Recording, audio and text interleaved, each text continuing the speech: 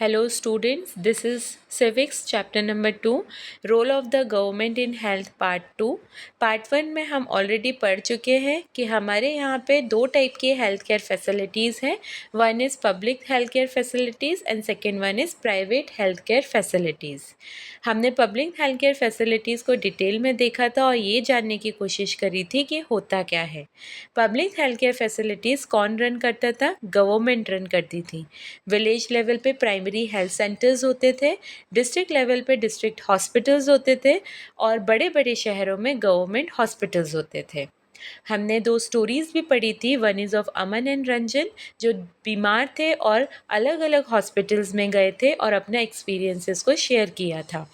हमने हकीम शेख की स्टोरी देखी थी जिसमें उनको डिफरेंट गवर्नमेंट हॉस्पिटल्स में ले गए थे पर उनको किसी भी गवर्नमेंट हॉस्पिटल में एडमिट नहीं किया था और फिर फाइनली उनको प्राइवेट हॉस्पिटल में जाना पड़ा था.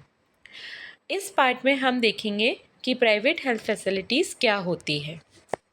प्राइवेट हेल्थ फैसिलिटीज़ अब हमारे देश में बहुत ही बड़े स्तर पे उपलब्ध हो चुकी है. यहाँ पे बहुत सारे ऐसे डॉक्टर्स हैं जो अपना खुद का क्लिनिक चलाते हैं. रूरल एरियाज़ यानी गाँव में, विलेजेस में रजिस्टर्ड मेडिकल प्रैक्टिशनर्स होते हैं जिनको आरएमपीज़ कहा जाता है.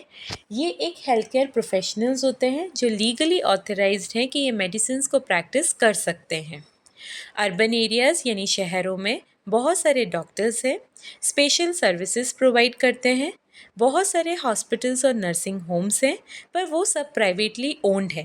प्राइवेटली ओन्ड या तो कोई ग्रुप ऑफ पीपल चलाते हैं या फिर किसी इंडिविजुअल का हो सकता है. अब हमारे यहाँ पे बहुत सारी लैब्स बन चुकी हैं जो वेरियस टेस्ट करके हमारी बीमारियों का पता करती हैं.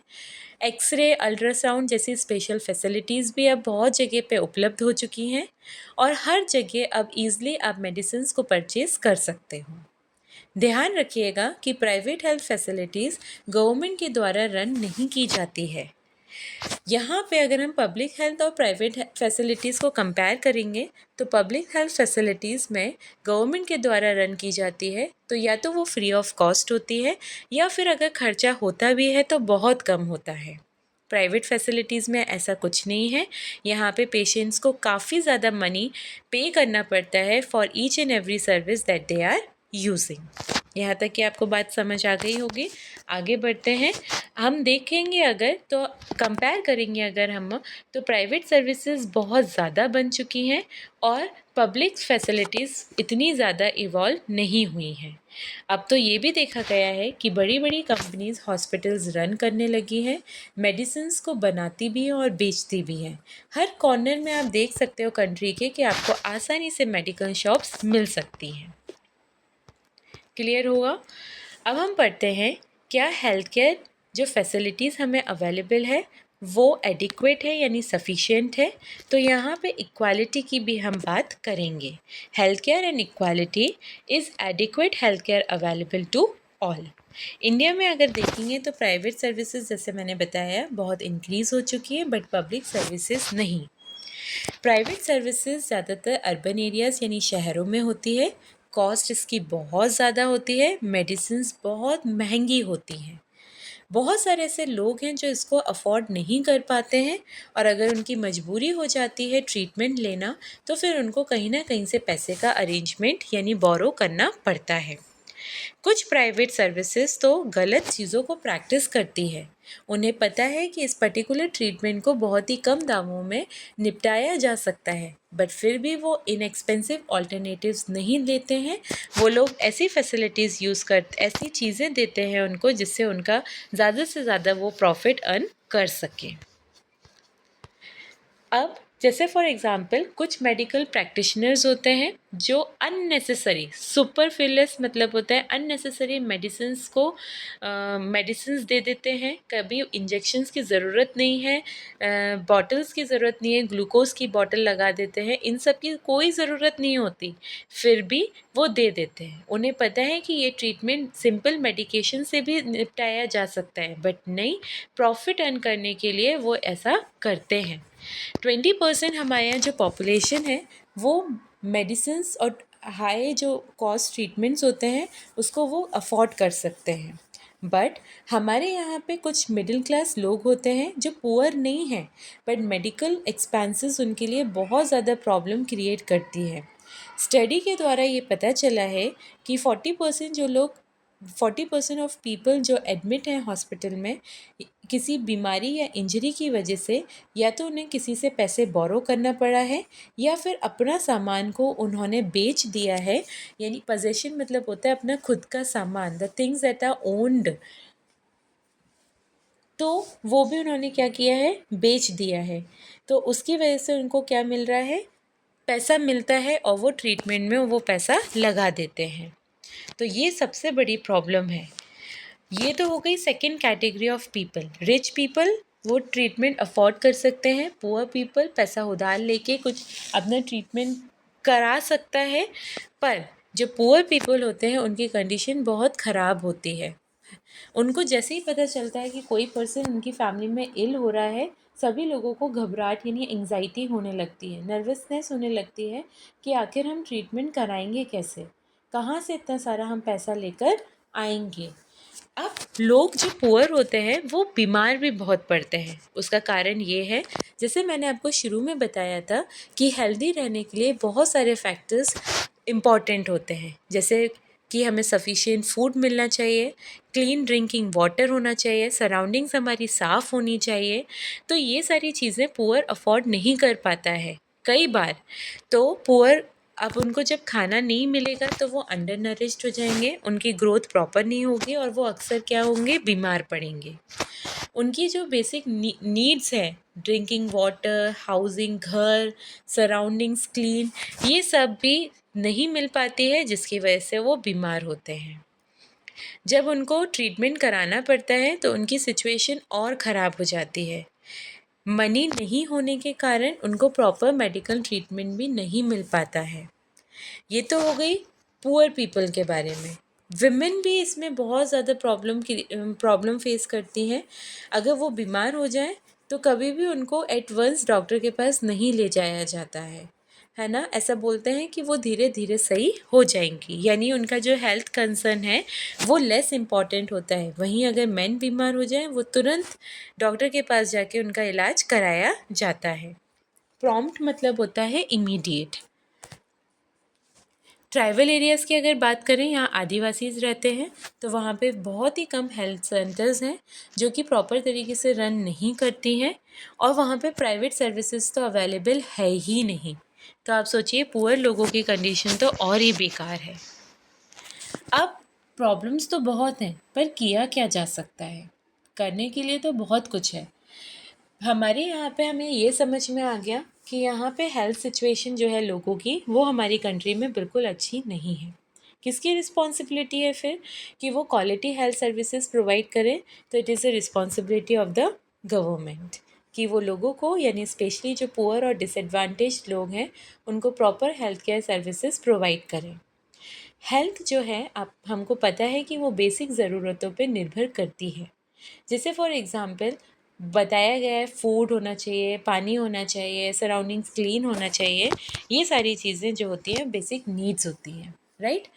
अब यहाँ पे सोशल कंडीशंस भी बहुत इम्पॉर्टेंट होती है। आपको पता है कि यहाँ पे लोग जो हैं वो भी बहुत इम्पॉर्टेंट रोल प्ले कर सकते हैं, ताकि वो हेल्थ सिचुएशन को इम्प्रूव करने में सरकार की मदद कर सकें। तो इट इज़ वेरी इम्पॉर्टेंट कि हेल्थ सिचुएशन को इम्प्रूव किया जाए। कैसे कर सकते हैं? ऐसे कुछ एग्जाम्पल्स हमारे सामने हैं। पहला हम पढ़ते हैं केरला एक्सपीरियंस। आप लोग को पता होगा कि केरला हमारे यहाँ की स्टेट है। You all can see in this map, south southern part में ये स्टेट लोकेटेड है। This is Kerala. केरला का एक बहुत अच्छा डिसीजन दिया गया था by state government in 1996। State government ने कहा, उन्होंने चेंजेस लाया और कहा कि हमारे जो फंड्स होते हैं, यानी जो हम लोग टैक्सेस पे करते हैं सरकार को, वो उनके फ़ंड में जाता है। तो जो स्टेट बजट होता है उसमें जो 40% पैसा है, जो उनके पास टोटल अमाउंट में से 40% अमाउंट पंचायत को दिया जाएगा। पंचायत क्या होती हैं? लोकल बॉडीज़ होती हैं जो विलेज लेवल पे काम करती हैं। उनको कहा गया कि आप प्लान करो और जो भी रिक्वायरमेंट्स हैं उनको फुलफ़िल करो। अब प्लानिंग में क्या क्या चीज़ें होना चाहिए, लोगों की जो बेसिक नीड्स हैं, water, food, women's development, education. अब यहाँ पे क्या करना है उनको, वाटर सप्लाई स्कीम जो भी है उसे टाइमली चेक करना है।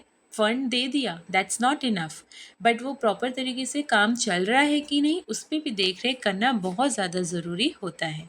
स्कूल्स प्रॉपर काम कर रहे हैं कि नहीं, आंगनवाड़ीज़ विलेज लेवल पे चाइल्ड केयर सेंटर होता है, वो प्रॉपर तरीके से काम कर रहे हैं कि नहीं, हेल्थ सेंटर्स को were also improved.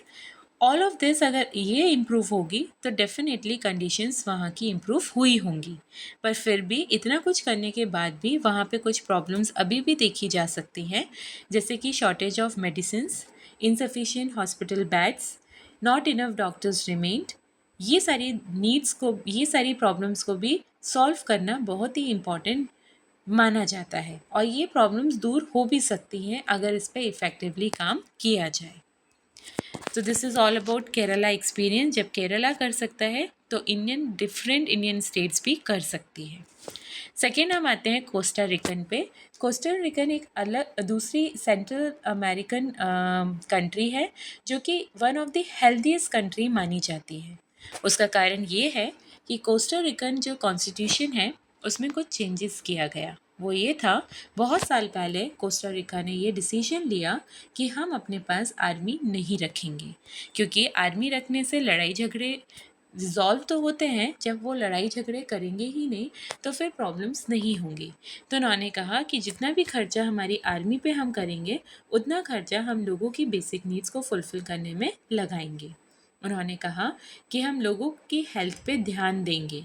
Lot of attention can be given if they would having a money. अगर उनके पास पैसा होगा तो लोगों के ऊपर, उनकी हेल्थ के ऊपर ध्यान दिया जा सकेगा।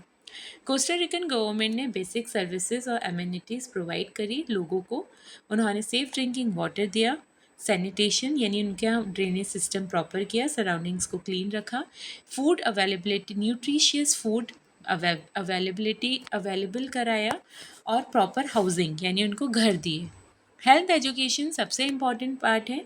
वहाँ पे हेल्थ के बारे में लोगों को अवेयर कराया, क्योंकि उनका ऐसा मानना है कि हेल्थ बहुत ही इम्पॉर्टेंट पार्ट है और एजुकेशन पे होना ही चाहिए, ताकि लोगों के अंदर खुद ब खुद अवेयरनेस हो और वो अपना और अपनी सराउंडिंग्स का ध्यान रख सके। ठीक है, तो this is also very good example. हम लोगों की कंट्री भी इस एग्जाम्पल को फॉलो कर सकती है।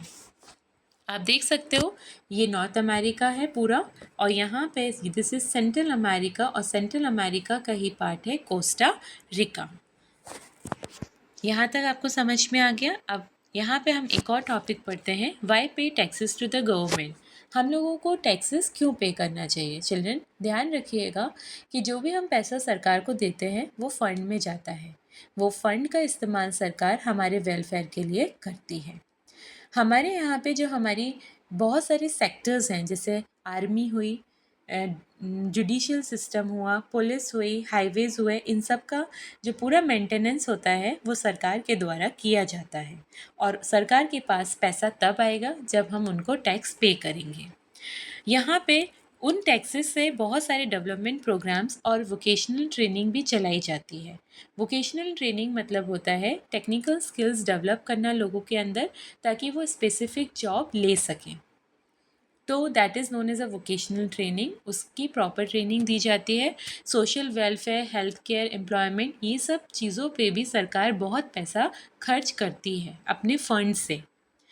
कई बार हमारे यहाँ नेचुरल डिज़ास्टर्स हो जाते हैं, रेल एक्सीडेंट हो जाते हैं, फ्लड्स आ जाते हैं, अर्थक्वेक आ जाते हैं, तो उसमें भी कंपनसेशन पे करना पड़ता है। तो वो सब भी टैक्सेस के द्वारा किया जाता है।